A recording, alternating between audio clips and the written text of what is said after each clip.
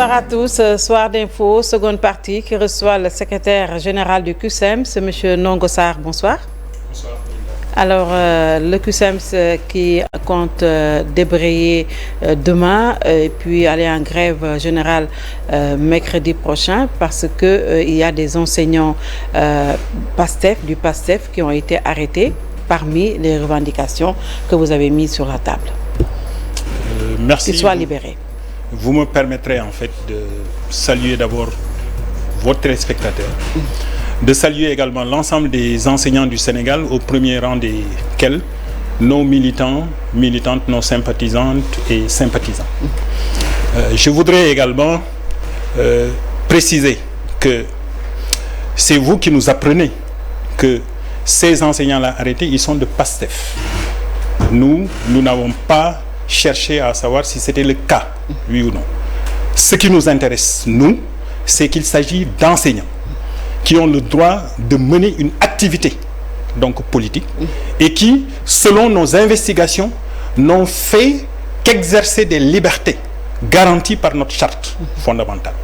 Et sous ce rapport, vous comprendrez en fait cette posture syndicale qui est la nôtre d'exiger qu'on les libère. Parce qu'encore une fois de plus, il n'y a pas de raison qui puisse justifier qu'on interdise à un citoyen, quel qu'il soit, d'exercer des libertés que lui confère notre charte fondamentale. Et pourquoi ils ont été alors arrêtés? Écoutez, vous savez, il y a beaucoup de raisons qui ont conduit à leur arrestation. Nous avons par exemple des camarades qui ont été arrêtés juste parce qu'ils ont apposé leur signature au bas d'une déclaration de marche.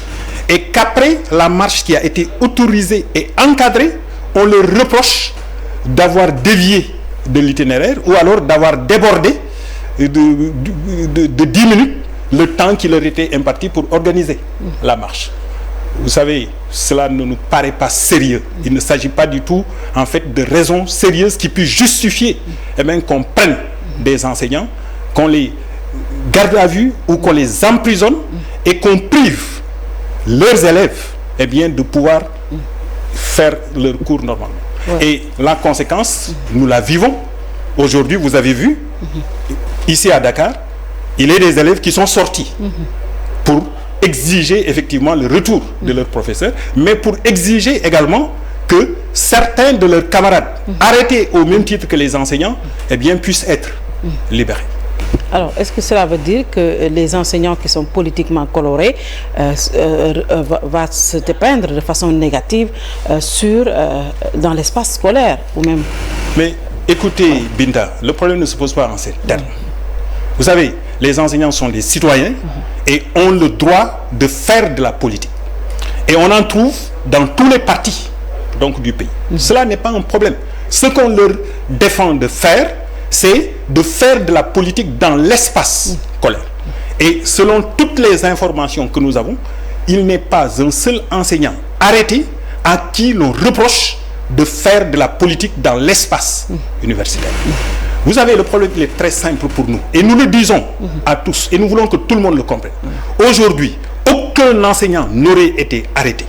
Que si nous constatons que les libertés garanties par notre charte sont foulées aux pieds et que on embrigade, on embastille des citoyens, de simples citoyens sénégalais, mais quelque part, nous-mêmes, nous ne pourrions pas rester les bras croisés. Parce que nous nous dirions que de toute façon, le jour où ils en finiraient avec les politiques, mais sans doute que nous serions la force à laquelle on s'attaquerait. Et sous ce rapport, nous voulons prévenir plutôt que d'attendre que le mal nous tombe dessus pour réagir. Mais aujourd'hui, même si la charte fondamentale vous confère ce droit d'être des politiciens ou bien d'être des politiques, aujourd'hui, est-ce qu'on ne devrait pas penser quand même à dépolitiser, à l'enlever de notre charte fondamentale parce que quand même ça déstabilise carrément l'espace scolaire. Mais écoutez Binta, oui. Nous sommes dans une démocratie. Il n'est pas possible d'enlever ces libertés-là de la charte, ça c'est pas possible. Et je viens de vous dire que le problème ne se pose pas au niveau donc de l'espace scolaire. Donc les enseignants, ils font bien la part des choses, ils savent là où ils doivent faire de la politique et là où ils ne doivent pas le faire. Je vous ai dit qu'à aucun d'entre eux on reproche d'avoir fait de la politique dans l'enceinte de l'établissement. Mais le fait est que... Mais est-ce que ça c'est réellement possible qu'un enseignant coloré ne puisse pas faire de la politique dans l'enceinte de l'établissement? Mais bien entendu, c'est tout à fait. Les enseignants sont extrêmement lucides au point de dissocier en fait les espaces. Ils savent bien ce pourquoi ils sont là quand ils sont en classe devant leurs élèves et ils savent là où en tout cas ils peuvent mener leurs activités politiques. Mais vous savez ce que l'on doit retenir. Est-ce que dans ce pays il existe un délit pour un citoyen de faire de la politique? Donc ça on ne peut pas le reprocher donc à quelqu'un. Et le fait est que ce sont ces libertés démocratiques garanties par notre charte qui permettent un exercice donc des libertés citoyennes. Si jamais on jette une chape de plomb sur ces libertés, mais à l'évidence, mais nous ne serions plus une démocratie. Et vous savez, nous autres du CUSEMS, vous visitez, vous lisez nos statuts, à l'article 4, il est clairement écrit que, entre autres objectifs que nous avons, mais il nous faut protéger et veiller sur les libertés consacrées donc par la loi. Est-ce que vous êtes politiquement coloré, le secrétaire général du CUSEMS? Écoutez, en tout cas, moi, je ne fais pas de la politique. Et j'appartiens à une organisation où, quand vous êtes coloré politiquement, vous ne pouvez pas du tout la diriger. Et pourquoi vous défendez les autres enseignants qui sont politiquement colorés? Mais je ne défends pas des enseignants politiquement colorés. Je défends des citoyens sénégalais et je défends l'école. Parce que pendant que ses camarades sont en prison, mais les élèves dont on ne cesse de nous chanter qu'ils constituent la centralité donc de l'élève, mais la centralité de l'école, du système, mais ces élèves-là, ils sont à se tourner les pouces dans les classes parce qu'ils n'ont pas du tout d'enseignants pour les prendre en charge. Donc sous ce rapport, moi je défends les enseignants, je défends le citoyen sénégalais, je défends l'école sénégalaise. Oui, mais quand même, ils doivent prendre leurs responsabilités par rapport à ça. S'ils vont manifester et que la manifestation n'était pas autorisée ou ils ont failli quelque part, pourquoi aujourd'hui on ne devrait pas les envoyer en prison? C'est à eux de prendre leurs responsabilités quand même. Mais écoutez, mais tous les jours, vous entendez quelque part dire qu'il est des enseignants ou des citoyens qui ont maille à partir avec la justice sur d'autres aspects. Oui. Mais je dis ici c'est différent, encore une fois de plus. Il s'agit de liberté que tous les citoyens ont et qu'on leur empêche d'exercer. Vous savez, en 2011, nous autres du CUSEMS, nous avons été parmi les initiateurs de ce qu'on appelait le casque, le cadre d'action de la société civile. Et figurez-vous que c'est cela qui a été l'embryon du M23, qui à l'époque a porté le combat que nous portons aujourd'hui. Donc il faudrait que les choses soient très claires. Nous ne faisons pas de la politique, mais nous sommes des citoyens. Il est des libertés que la loi nous donne. La loi donne à tout citoyen. Ce sont ces libertés-là dont nous exigeons purement et simplement le strict respect, sans plus. Et pour ceux-là qui nous taxent en tout cas donc de faire de la politique, mais il faudrait tout simplement que les autorités fassent en sorte que les libertés soient respectées. Eh bien, vous verrez que nous resterons dans nos établissements eh bien, pour les gérer. Et pourtant, nous avons entendu quand même un enseignant issu de l'APR appeler au meurtre d'un leader politique. Nous n'avons pas entendu les enseignants dénoncer cette sortie de Ahmed Suzanne Camara. Est-ce que ce camarade-là dont vous parlez, il a été arrêté, il a été privé de liberté, gardé à vue? Du tout. Ceux qu'on défend, ce sont ceux-là qui ont été arrêtés. Et pour moins que ceux dont vous dites en fait que ce camarade-là donc l'a fait. Oui. De sorte que aujourd'hui, c'est comme si nous étions dans un pays où il y avait une double citoyenneté. C'est comme si dans ce pays, il y avait des citoyens qui pouvaient tout faire en toute impunité et à côté, d'autres qui, pour rien, doivent être gardés à vue, donc emprisonnés. C'est quelque chose de tout à fait inacceptable. Dans une république... Vous pensez que lui également devait être arrêté? Écoutez, moi, vous savez ce que moi je dis, c'est que nous sommes en république et dans une république, c'est la même loi qui doit valoir pour l'ensemble des citoyens. ce 2 poids 2 mesures auquel nous assistons, c'est quelque chose de tout à fait donc inacceptable. Nous nous invitons au strict respect de la loi, mais le strict respect de la loi, mais il n'y a pas que les simples citoyens. Ça commence d'abord par les autorités à qui incombe la responsabilité de gérer ce pays. Ils doivent être les premiers à respecter la loi avant que d'exiger des autres de la respecter. Mais si elles-mêmes foulent aux pieds ces lois, mais il est du droit des citoyens de se défendre. C'est aussi simple que ça. Alors le débrayage de demain ne suffit pas pour demander la libération de vos camarades, non? Vous allez également partir en grève générale. Mais vous savez, il ne s'agit pas seulement de demander la libération des camarades. C'est un point, on ne peut plus important, mais il y a d'autres points qui sont sur la table. Vous savez, on a signé un protocole avec l'État du Sénégal au mois de février de l'année dernière. On est au mois de mars. Et mis à part le volet financier, il y a d'autres questions nodales qui sont sur la table et relativement auxquelles on note un immobilisme total. Le comité de suivi qui a été mis en place au lendemain de la signature de ce protocole, mais il n'est pas convoqué à ce jour. L'actuel ministre de la fonction publique, qui est là depuis près de 6 mois, ça va bientôt faire 6 mois qu'il est là, il n'a pas rencontré les partenaires syndicaux. Il n'a pas convoqué le comité de suivi. Et c'est pourquoi il y a des questions qui sont là sur la table, notamment la question de la formation qui concerne plusieurs cibles. Vous avez les PC donc de philosophie en formation à la FASTEF, mais vous avez les MEPS, les maîtres d'éducation physique et sportive qui attendent que d'être formés pour sortir de cette précarité dans laquelle certains d'entre eux sont depuis plus de 23 ans. Et figurez-vous que même parmi eux, il en est qui sont allés à la retraite sans pour autant pouvoir être versés dans ce nouveau corps. C'est la même chose pour les chargés de cours, dont certains sont dans le système depuis plus de 15 ans, alors qu'au moment où on les recrutait, mais on leur demandait, en fait, on leur avait promis de les former au bout, donc de 2 ans. Avec le recrutement des 5000 enseignants dans le programme Xëyu Ndaw Ñi, il y a 1400 jeunes collègues qui ont été recrutés avec des diplômes académiques.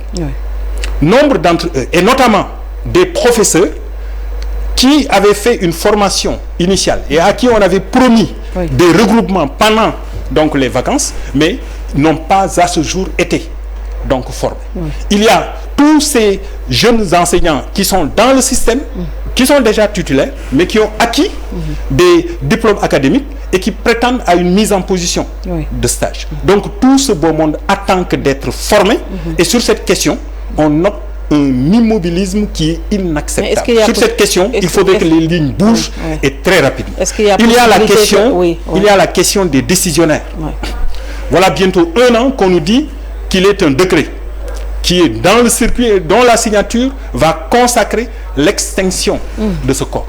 Mais encore une fois de plus, j'ai dit, ça fait 1 an. On a vu... Les décisionnaires, cela veut dire... Les décisionnaires, ce sont des camarades qui sont entrés dans la fonction publique au-delà d'un certain âge. 30 ans du temps où la retraite était à 55 ans et 35 ans quand la retraite a été portée à 60 ans. Et du fait donc d'être entré au-delà de cet âge-là, ils se retrouvent dans une situation extrêmement difficile avec des problèmes extraordinaires. Maintenant, nous avions porté donc cette question au point que le gouvernement donc a décidé justement d'adresser cette question. Mais le fait est que ça tarde. Et pendant ce temps, il y a des camarades qui vont donc à la retraite. Et c'est une question sur laquelle il nous faut impérativement donc bouger, et cela le plus rapide. Il y a la question des lenteurs administratives qui plombent la carrière de nombre d'enseignants. Et toutes ces questions sont devenues beaucoup plus aiguës depuis la signature du protocole donc de l'année dernière. Parce que tous ces camarades, tant qu'ils ne seront pas formés, tant qu'ils ne seront pas intégrés, mais ils ne pourront pas du tout bénéficier des avantages qui ont résulté de notre lutte. Tout le monde pensait quand même que cette année, ce sera une année où il y aura 0 grève, parce que l'année dernière, quand même, vous avez été bien gâtés selon les autorités. Toutes les questions à incidence financière avaient été bien résolues. Tout le monde pensait que cette année sera quand même une année sans grève. Écoutez, je relativise ce que vous avez dit. Vous avez dit que vous avez été bien gâtés. Selon les autorités. Alors, qui l'ont dit. Vous voyez que vous nuancez un petit peu ce que vous dites. Mais vous savez, l'année dernière, au moment de conclure les négociations, nous avons posé une question simple aux autorités. Nous leur avons dit, au bout de quelques tours de négociation, nous nous sommes accordés sur 7 mesures dont la matérialisation doit permettre d'adresser la rémunération des enseignants. La question que nous posons est de savoir si l'application totale de ces mesures permettra d'effacer l'inéquité dans le système de rémunération. Elles-mêmes, les ministres, les autorités qui étaient présentes ont répondu que non. Pour tout de suite ajouter, mais convenez que un pas important a été fait. Nous leur avons dit certes, mais dès lors que vous-même, vous dites que l'inéquité n'est pas effacée, il faut que vous conveniez que pour important que soit ce premier pas dont vous parlez, il faudrait qu'il y ait d'autres pas pour que nous puissions en arriver à une fonction publique où, à profil égaux, mais les rémunérations seront sensiblement. Ce n'est pas toujours le cas. Donc non? Les mêmes. Ce n'est pas toujours le cas. Ce n'est pas toujours le cas. Oui. Et ce, d'autant que, après avoir augmenté nos salaires et donné l'impression de vouloir réduire les écarts, mais on a procédé à des augmentations généralisées des salaires pour l'ensemble des agents donc de la fonction publique. Et quelquefois, dans des proportions beaucoup plus importantes que les proportions dans lesquelles on a augmenté les salaires des enseignants. De sorte qu'on est revenu à la case départ. Et cette inéquité, tant qu'elle demeurera, mais nous vaudra en tout cas donc une instabilité dans le système. Parce que, mais bien entendu, parce que cela c'est quelque chose de tout à fait donc inacceptable. Donc on ne peut pas accepter cela. Donc ce sont toutes ces questions qui motivent aujourd'hui ce plan d'action d'avertissement. Vous l'avez dit, qui comporte un débrayage suivi d'une assemblée générale qui nous permettra donc de consulter donc nos bases. À l'évidence, elles délibéreront et nous remonterons des PV sur la base desquels eh bien, nous allons analyser, systématiser et nous projeter. Mercredi, il n'y aura pas de grève, voilà. Pardon? Mercredi, il n'y aura pas de grève. Si, c'est un débrayage à partir de 10h. Oui, mardi. Le mardi. Oui. C'est un débrayage à partir de 10h. Mercredi, on a mis... mercredi, c'est grève totale. Grève totale. C'est grève totale. Voilà. Grève d'avertissement. C'est juste pour un avertissement. Parce que nous ne voulons pas d'une instabilité du système. Absolument. Et vous savez, avant que de décliner ce plan d'action, mais nous avions produit un communiqué dans lequel nous interpellions les autorités. Mais le fait est que dans ce pays, tant que vous n'engagez pas le bras de fer, on ne vous entend pas. Et c'est ça qui est dommage. Et tout le monde sait que le CUSEMS, c'est un syndicat qui privilégie l'alerte.